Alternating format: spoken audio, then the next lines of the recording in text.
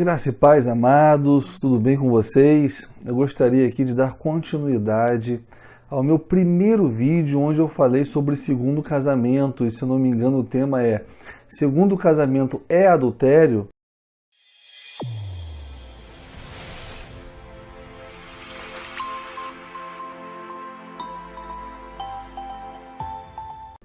E eu digo nesse vídeo que não é adultério.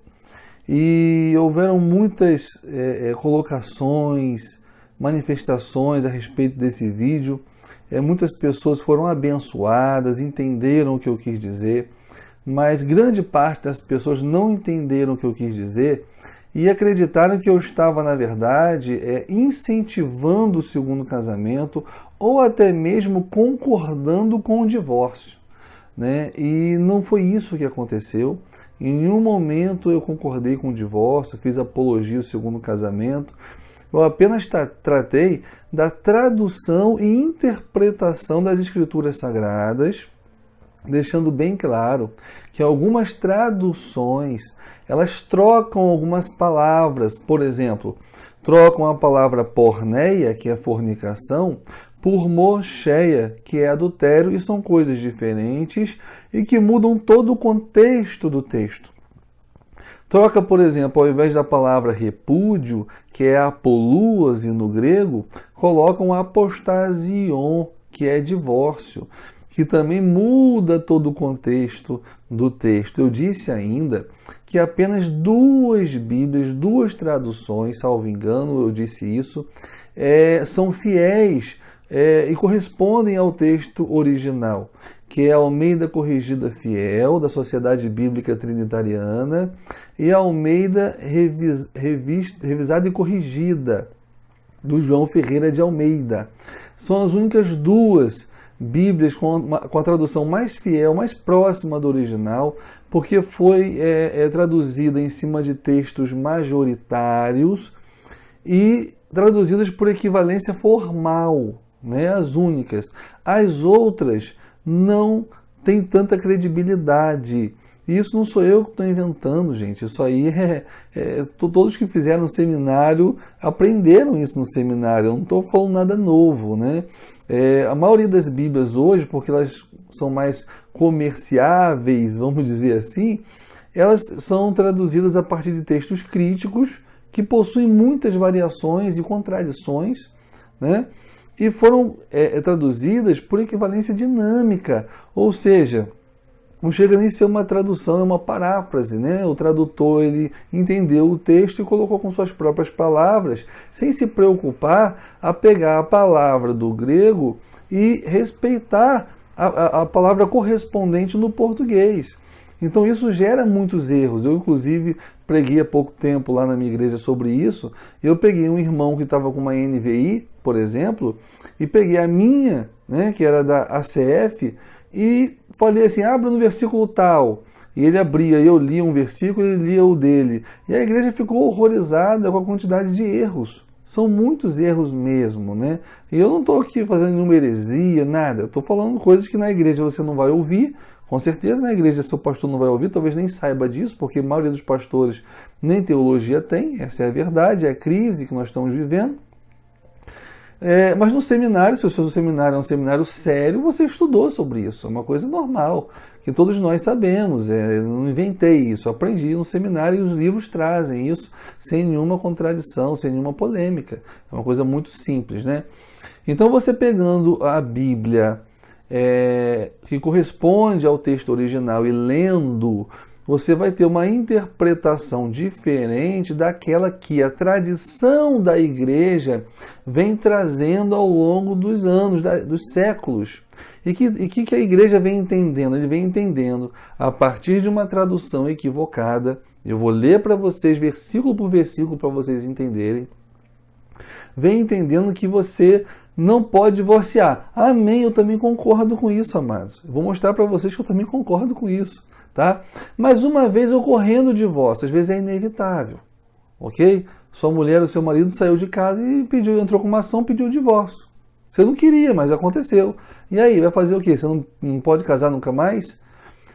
a corrente tradicional vai entender o seguinte, que não pode casar nunca mais. É isso que o texto está dizendo. Não é isso que o texto está dizendo. Então, o meu primeiro vídeo se limitou a falar isso, a falar que o texto não está dizendo isso. Que se ocorrer um divórcio, você pode sim ter um segundo casamento e isso não é adultério. É só isso, o texto é só isso. Não estou dizendo que eu concordo com o divórcio, muito pelo contrário, ok? Não estou dizendo que você deve sim procurar um segundo casamento se você não estiver feliz no primeiro, muito pelo contrário, não é isso. Eu estou dizendo que uma vez acontecendo o divórcio, você pode sim ter um segundo casamento. A Bíblia não proíbe, não existe base bíblica para proibição. E fiz esse vídeo pensando naquelas pessoas que estão sofrendo, que estão levando uma culpa, porque os pastores não permitem que as pessoas que são casadas pela segunda vez, ainda que tenham se convertido depois, que elas tomem a ceia do Senhor, que elas se batizem, vem colocando sobre elas um jugo, ao ponto de que uma pessoa chegou para mim e falou assim, olha, se Jesus voltar hoje eu vou para o inferno. Por quê? Porque eu estou no meu segundo casamento, eu me converti há pouco tempo, eu tenho uma filha de 14 anos já com esse novo marido, né? Mas é o segundo casamento, então eu vou para o inferno, porque eu estou em adultério, meu adultério é eterno. Eu falei, minha filha, você nem sabia disso, você se converteu, quando você se converteu, tudo se fez novo, seus pecados foram lançados no mar do esquecimento. Ok? E não é a Bíblia, não é isso que a Bíblia está dizendo, que você não pode ter um segundo casamento se você divorciar. Não é isso. Eu vou provar isso aqui para vocês, e vou provar de uma forma muito didática e simples, que não tem como você me questionar. Se você ainda, depois dessa explicação, continuar aí como alguns fizeram, me chamando de herege, de agente de Satanás, de falso profeta, de demônio, me chamaram de tudo, gente, né? E com certeza essas pessoas que fizeram isso não são cristãs, né? São outras pessoas, porque cristãos não agem assim, né? Então, por isso que eu nem vou ficar chateado, porque eu sei que são pessoas que não sabem o que estão fazendo, né? Minha oração é, perdoa-lhes porque eles não sabem o que fazem. Né? Porque se fosse cristão, eu diria de uma outra forma, entraria no bate-papo comigo, mandaria um e-mail, tentaria esclarecer, né? Falaria com sabedoria, com amor, carinho, mostrando o fundamento bíblico daquilo, não somente mostrando versículos isolados, coisa de gente menina e infantil. Né? Então, eu sei que não são cristãos que fizeram isso. Então, por isso que eu não estou chateado. Mas eu vou mostrar para vocês na Bíblia o correto, e vocês vão entender, ok? Então, se você olhar aqui em Mateus no capítulo 19, a partir do versículo 3, diz assim, então chegaram a ele os fariseus, tentando-o e dizendo-lhe, é lícito ao homem repudiar sua mulher por qualquer motivo? Vamos parar por aí. Então os fariseus chegaram diante de Jesus e tentando-o, ou seja, fizeram uma pergunta capciosa. E quando você faz uma pergunta capciosa, você faz para induzir a pessoa em erro, para fazer uma pegadinha com a pessoa. Então ele vai e faz uma pergunta. Vamos entender por que essa pergunta é uma pegadinha? Ora, está falando aqui que repudiar. Repudiar é a mesma coisa que divorciar? Não, nunca foi. Não é no sentido etimológico e nem no semântico. Ok? Repudiar aqui, representada pela palavra grega, apolúase. E aqui está certo. Mas se você abrir na NVI, por exemplo, vai estar aparecendo divórcio. Olha o problema aí. Tá vendo? Mas aqui está certo, é repúdio. Então, repudiar é apolúase. Enquanto divórcio é apostasion. São coisas diferentes. Aqui, se fosse divórcio, não seria uma pegadinha. Por quê? Olha a pergunta se você botar o divórcio. Olha só. Tentando e dizendo-lhe, é lícito ao homem divorciar sua mulher por qualquer motivo? Era lícito. A lei de Moisés permitia. Então eles estariam fazendo uma pergunta que era óbvia, que não existia dúvida. Não existia nenhum problema porque a própria lei de Moisés dizia que por qualquer motivo você podia dar carta de divórcio. Se fosse divórcio, não teria nenhuma pegadinha, eles não estariam fazendo nenhuma pergunta capciosa para Jesus. É capciosa porque eles estão usando o repúdio. O que é o repúdio aqui? É isso que eu quero que vocês entendam. Naquela época, amados, o que eles faziam? Ao invés de dar a carta de divórcio, que era permitido pela lei de Moisés, e uma vez dando a carta de divórcio, a mulher podia casar. Você sabia disso? Você sabia que ela podia ter um segundo casamento? É só olhar lá em Deuteronômio 24. Ela podia casar de novo, ok? Então, eles podiam muito bem dar a carta de divórcio. Mas eles não faziam isso, eles não davam carta de divórcio, eles repudiavam, ou seja, eles largavam a mulher para lá sem dar carta de divórcio, ou seja, ela permanecia ligada ao marido pela lei. Mas ele não queria saber mais dela, ok? E por que eles faziam isso? Porque a carta de divórcio tinha um custo. Na hora do casamento, ele recebia do pai da noiva um bom dinheiro, um dote com valor considerável, né? E quando ele entrava com a carta de divórcio, ele tinha que indenizar a noiva e a família da noiva, inclusive com parte da sua herança, ok? Então é um custo alto você divorciar naquela época.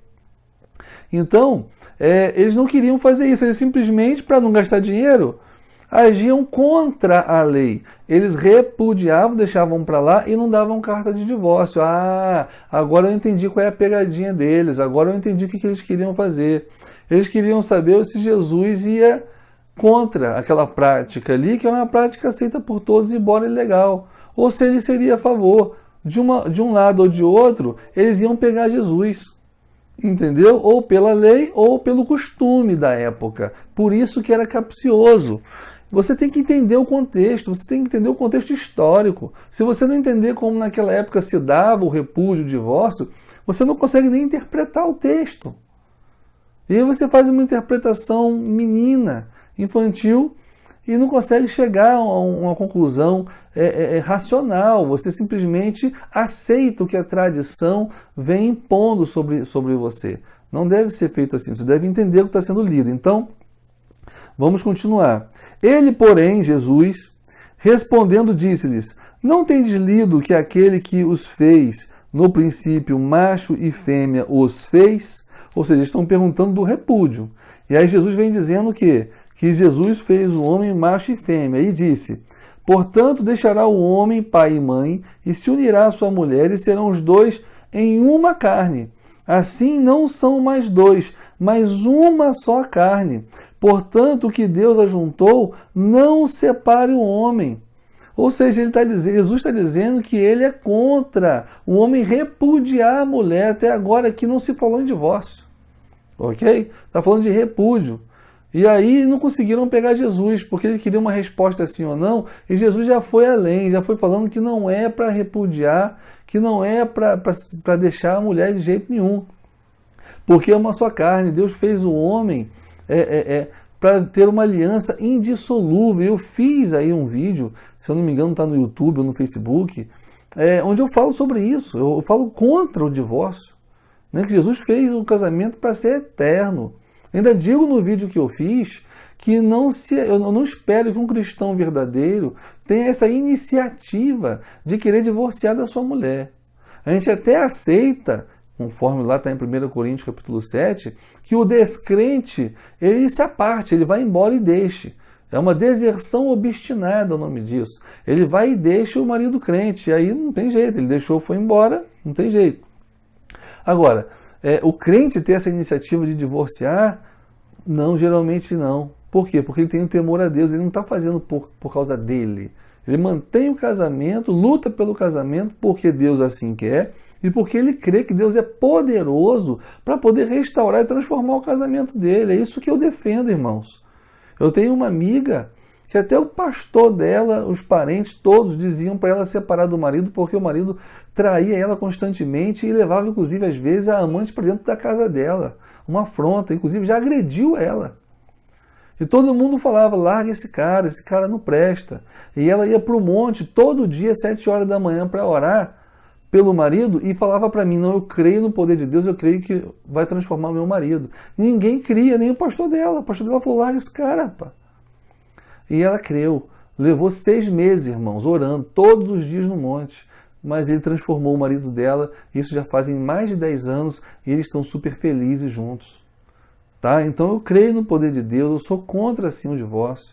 mas eu sou contra também aquele que é divorciado, você falar que tem base bíblica para ele não poder casar nunca mais e ficar solteiro a vida toda, porque não é isso que a Bíblia está dizendo, não. Vamos ver? Então vamos lá.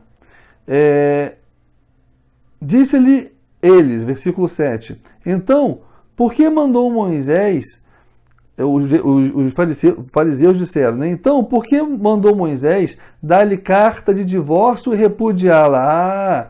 Agora os fariseus começaram a falar de divórcio, não estavam falando, estavam falando de repúdio. Aí agora eles viram que não deram certo, e falaram assim, ué, então por que Moisés mandou dar carta de divórcio e depois repudiar? Né? Porque o repúdio, pela lei, era só depois da carta de divórcio. Mas não era essa a prática deles, não. Eles divorciavam sem dar carta de divórcio. E aí, Jesus disse, Moisés, por causa da dureza do vosso coração, vos permitiu repudiar vossas mulheres, mas ao princípio não foi assim. Eu vos digo, porém, que qualquer que repudiar sua mulher, não sendo por causa de fornicação, presta atenção, algumas traduções estão trazendo adultério. Adultério é mocheia, fornicação é porneia, então adultério está errado. Preste atenção nessa palavra porque é uma palavra-chave para entender esse versículo. Então, digo, porém, que qualquer que repudiar, não divorciar, a sua mulher, não sendo por causa de fornicação, e casar com outra, comete adultério. É óbvio? É óbvio. Por quê? Porque se você repudia sua mulher e não lhe dá carta de divórcio, ela continua ligada pela lei ao marido. Então, se essa pessoa contrair um outro relacionamento, ela está cometendo adultério, porque está ligada pela lei ainda, tá? Agora, por que a palavra aqui fornicação? Porque se eu fosse considerar aqui adultério, quando você tem marido e mulher e tem uma relação extraconjugal, qual é o nome disso? É fornicação ou adultério? É adultério.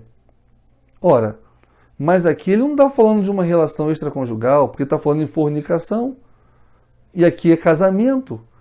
E fornicação é fora do casamento. Então a fornicação aqui está parecendo estranho, não está? Mas não está estranho, não. É porque o que acontecia? Tem que ir na história, tem que entender como acontecia. Quando você casava, você ia para uma tenda, os convidados ficavam lá de fora. A mulher tinha que sair com um lencinho lá, ó, sujo de sangue, mostrando que era virgem. Por quê? O casamento só era válido, só era consumado se ela perdesse a virgindade. Era consumado no momento da relação sexual. Ali era consumado o casamento. Se porventura o noivo percebesse que ela já não era virgem, ou seja, que ela havia praticado porneia, né? E não moché, porque ela não era casada ainda, porneia, aí sim, agora você entendeu, né? Se ela tivesse praticado fornicação, o casamento era nulo. Nulo de pleno direito. E aí ele podia repudiar a mulher sem lhe dar carta de divórcio, porque era nulo. Ok? Deu para entender agora o versículo? Ou tá difícil ainda, irmão? Pelo amor de Deus. Então vamos lá. Eu vos digo, porém, que qualquer que repudiar sua mulher, não sendo por causa de fornicação, ou seja, o cara foi lá e descobriu que na hora da consumação do casamento, ela já havia tido um relacionamento anterior, e casar com outra comete adultério. E o que casar com a repudiada também comete adultério. Disseram-lhe seus discípulos, se assim é a condição do homem relativamente à mulher, não convém casar. Ele, porém, lhes disse, nem todos podem receber esta palavra, mas só aqueles a quem foi concedido. Então, amados, o texto aqui está claro que existe uma diferença muito grande entre repúdio e entre divórcio. E se você não entender essa diferença, se você não entender o contexto da época, como isso acontecia, você não vai entender nada do texto. Se a sua tradução for uma tradução que traga palavras erradas, que comprometam o contexto do texto, você também não irá entender, por mais que você entenda o contexto histórico. Por isso é que eu gastei uma boa parte do primeiro vídeo com muito carinho falando sobre as traduções da Bíblia, ok? Que alguns criticaram, como se eu estivesse inventando aquilo ali. E aquilo ali, volto a dizer, Qualquer seminarista, né, que estuda um seminário sério sabe que estudou aquilo ali, né? Não vai discordar de mim, porque aquilo ali não existe discussão com relação àquilo ali, né? Não foi eu que inventei. Então, amados, a Bíblia em nenhum momento está dizendo nesse texto, em nenhum outro texto, que você não pode casar novamente, ok? Uma vez ocorrendo o divórcio, tá? Agora, quando que o divórcio pode ocorrer? A princípio nunca, irmãos. A princípio nunca, né? Olhando como pessoas espirituais, o casamento é uma instituição divina, tá? É uma instituição divina cujo propósito está lá em Malaquias 2,15, que é preservar uma descendência consagrada a Deus, ou seja, marido e mulher que vão educar os seus filhos na palavra do Senhor, para que assim ele amanhã case com outra mulher e eduque seus filhos, e assim, geração após geração, vai se perpetuando os valores e a palavra de Deus, o temor a Deus. Então foi para isso que o casamento foi feito. Está lá em Malaquias 2, versículo 15. Ok? E o casamento, por ser uma instituição divina, foi feita com regras. E quem coloca essas regras para que o casamento dê certo é o Senhor Deus. É a palavra de Deus. Se você quiser casar e não estiver disposto a obedecer essas regras dessa palavra, o seu casamento não vai dar certo. Essa é a verdade. O casamento foi feito para dar certo entre pessoas espirituais. Tá? Aí você fala assim, mas a minha tataravó, na época da minha tataravó, os casamentos duravam, não tinha isso. É óbvio que duravam, porque na época da sua tataravó, os valores que prevaleciam e norteavam a sociedade eram os valores judaicos cristãos. Hoje esses valores se inverteram, melhor, hoje esses valores foram extintos. E os valores que hoje prevalecem na sociedade são valores violentamente contra a instituição do casamento. Então hoje manter um casamento com os valores que existem é praticamente impossível, irmãos. Impossível. Então as pessoas, às vezes você entra num casamento, você é um cristão, sua esposa às vezes é cristã, mas a cosmovisão de casamento de vocês é uma cosmovisão mundana, porque você não aprendeu a palavra de Deus como deveria aprender. Ou às vezes você até é espiritual, sua esposa não é, o seu cônjuge não é.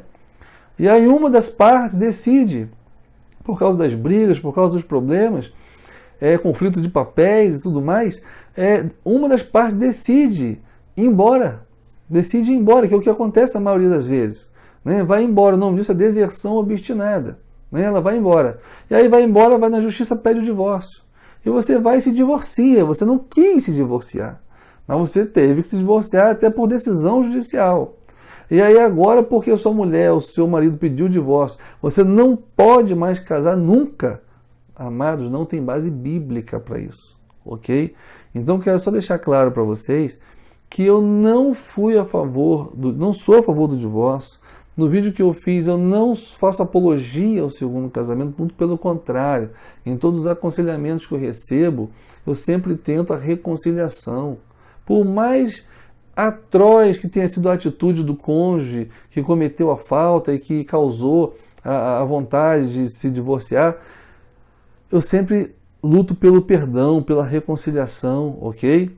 Agora, se for impossível isso acontecer, se de fato o divórcio for inevitável, porque em alguns casos é mesmo, não tem jeito, né? A Bíblia diz que ninguém é obrigado a viver debaixo de servidão.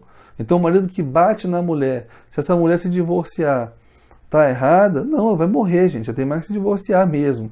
Porque ela não tá apanhando do marido. Ou você acha que não, que ela tem que ficar apanhando do marido a vida inteira. E a Bíblia diz que é isso que ela tem que fazer. É óbvio que não é isso. Né? Não é isso. Se ela realmente está vivendo debaixo de servidão e está apanhando, né, a própria Bíblia diz, você lê lá 1 Coríntios, capítulo 7, a própria Bíblia diz que ela pode sim se separar, ok? E se separar aí, no caso, divorciar mesmo, pedir o divórcio, ok? Então, amados, entendam, qualquer dúvida, ao invés de me criticarem, de falarem um monte de coisa, manda um e-mail, manda um recado para mim, entendeu? Vamos trocar uma ideia e vamos amadurecer. Eu estou disposto aqui a tirar suas dúvidas. Se ficou alguma dúvida, você pode tirar sua dúvida comigo, tá bom? Deus abençoe você e fique na paz. Tchau, tchau.